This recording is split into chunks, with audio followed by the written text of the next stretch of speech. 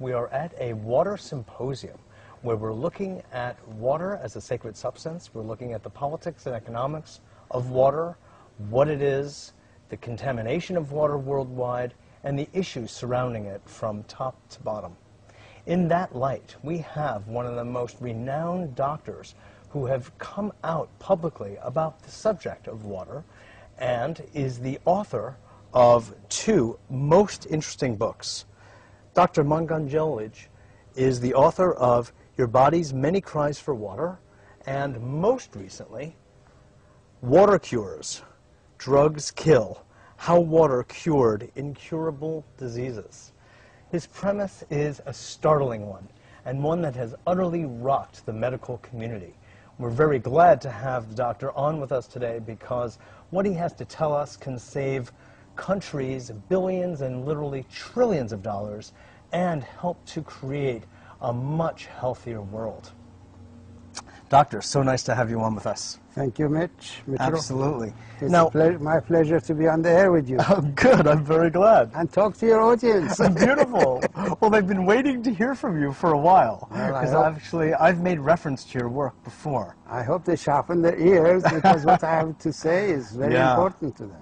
Now, what is the basis of your initial inquiry into this? Well, about 22 years ago, I gave 2 glasses of water to a person who was labeled with a disease called the peptic ulcer disease, and he was under excruciating pain. 2 persons carried him to me, and I had nothing to give him at that moment of the evening.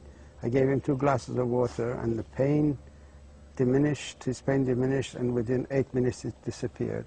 And that is when the world of medicine changed. For you. For everyone. Yeah. Because I realized that water has medicinal properties, the like of which we have never understood. As you know, I'm a trained medical doctor. I was trained at St. Mary's Hospital Medical School of London University. I had the honor and the privilege of being selected as one of the resident doctors of my own university, and then I had the extreme honor of being one of the last students of Sir Alexander Fleming, who discovered penicillin. I'm telling you this to let you know that I was brought up in scientific environment of medicine. So when I discovered that water has medicinal properties, I realized that this topic was never taught to me at the school, and I became curious, so I continued to research the medicinal properties of water.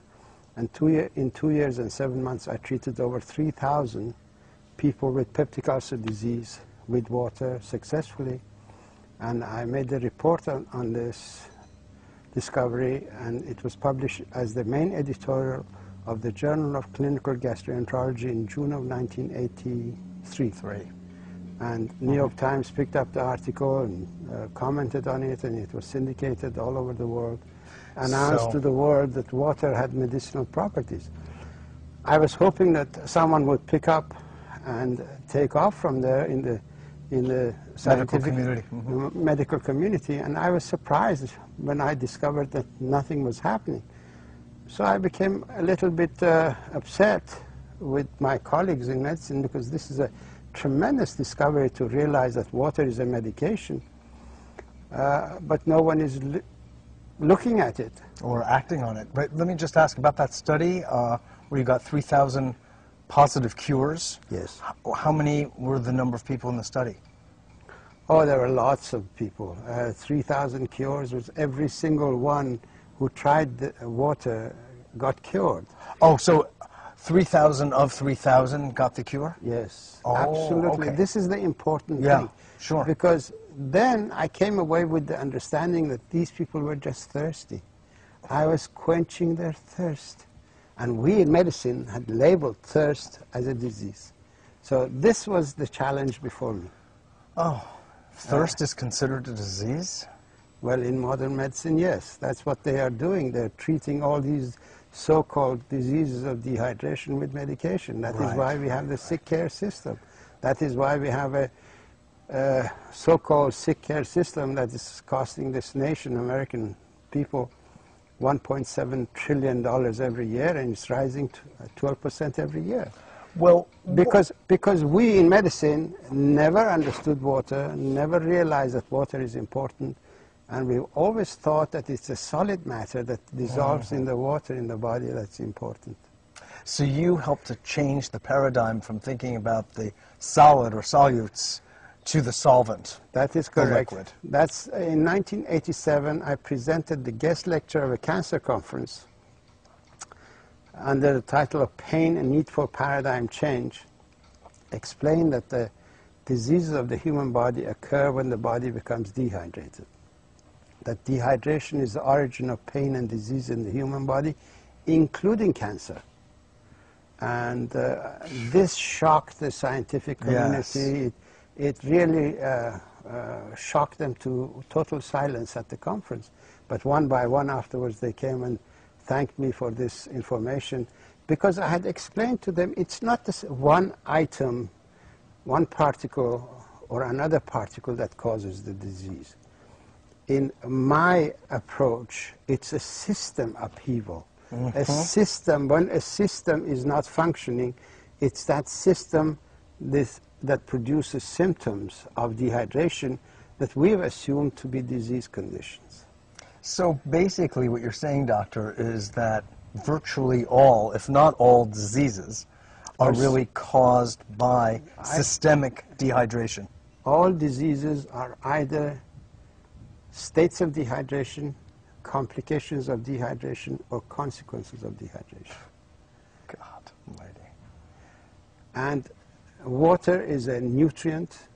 It is the deficiency of this nutrient in the body that causes the health problems. Depending on where this nutrient is missing in the physiological arena of the body, that area begins to manifest the symptoms of that deficiency. And we have labeled these symptoms of deficiency as diseases. The human body manifests dehydration in 4 different ways. Perceptive feelings.